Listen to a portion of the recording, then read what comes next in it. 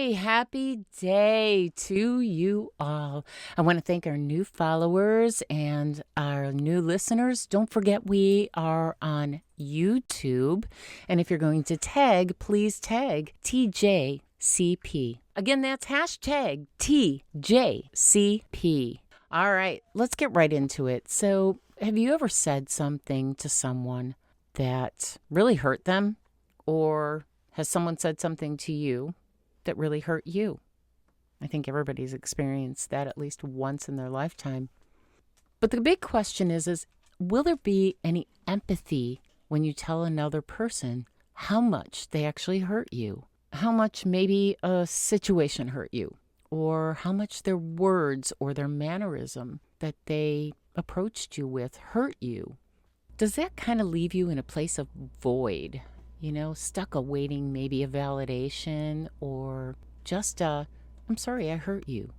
Well, I'm going to tell you, don't wait around. More than likely, if it was done consciously, already know that that person knows how much they hurt you.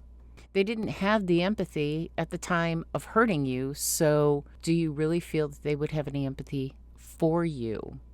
So the key question here to ask yourself is, how many times have I gone through this same scenario and just let it happen again? Someone hurt you, you walked away, you were silent about it, you shut down without response, or you got upset or angry, but didn't face the situation.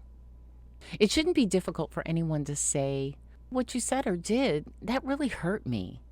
This is where communication walls are created. When we don't speak up. We've now taken on the responsibility for another's words and actions. We don't say, what you said really hurt me. In turn, we feel punished for actually feeling. We take it, we bury it, and at times we actually take full responsibility for it. Or they go to others and say, can you believe what she said? Can you believe that she did that? Your initial mental response is, why would they even say that to me, right? Somebody says something hurtful, and really that's the first thing out of your mind is, why would they even say that to me? Or if they do something hurtful, the first thing you think is the why. Why would they even do that to me? Well, disagreements and arguments can get escalated and get heated and voices raised, emotions blown out of proportion. And yes, for a very long period of time, that was me. By feeling I required explanation and validation of why someone would say or do those things, feeling I had to justify or defend myself, even if it meant screaming over the other person who was amplifying those hurtful words. Healthy relationships are connections. Be them work or home. Words do count. Words do hurt. And words can trigger. Especially the manner of the delivery of the words. The manner in which we say them or which they are said. That can actually make those words hurt even worse. Sometimes be it expressed in an accusatory or dismissive manner or delivered in a demanding manner. Once you express that those words or that mannerism or what they did hurt you, a healthy response by the other person or persons would be to acknowledge, once you indicate that they hurt you, and apologize, sincerely apologize. You really don't require to share your personal reasoning on why they hurt you, thus the defending yourself, unless you feel safe to share why this particular incident triggered you, such as in a boyfriend-girlfriend or husband and wife situation, where you share a little bit more personal information. That's one of the best scenarios, along with brother and sister, family member, to turn around and say, hey, you know what?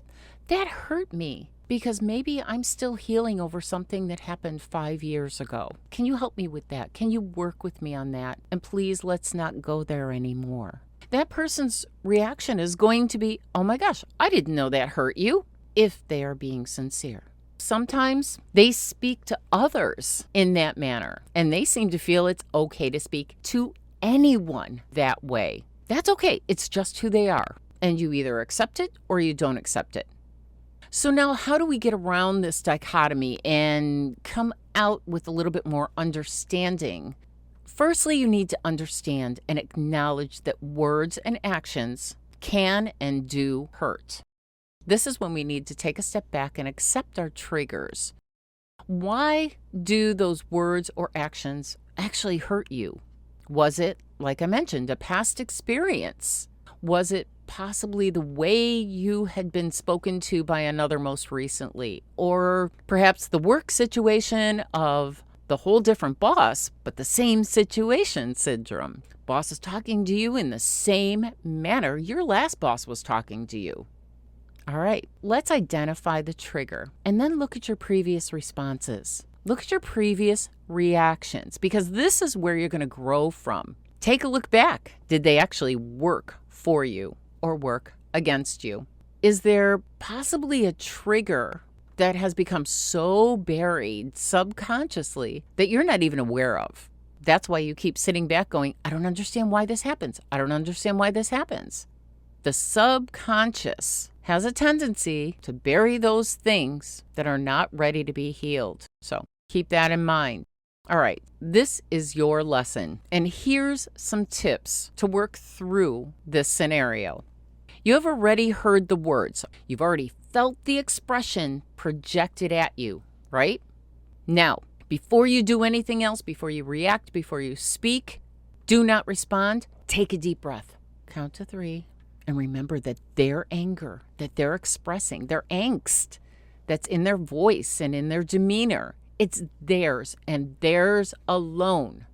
Project it back, but not verbally, not physically, but mentally, saying, this is not mine, this is yours. Maybe perhaps, that person who's projecting is frustrated. Maybe even with a situation that has absolutely nothing to do with you, that just the scenario with you heightened their emotions. Make the statement after you take that breath and say, that really hurt me.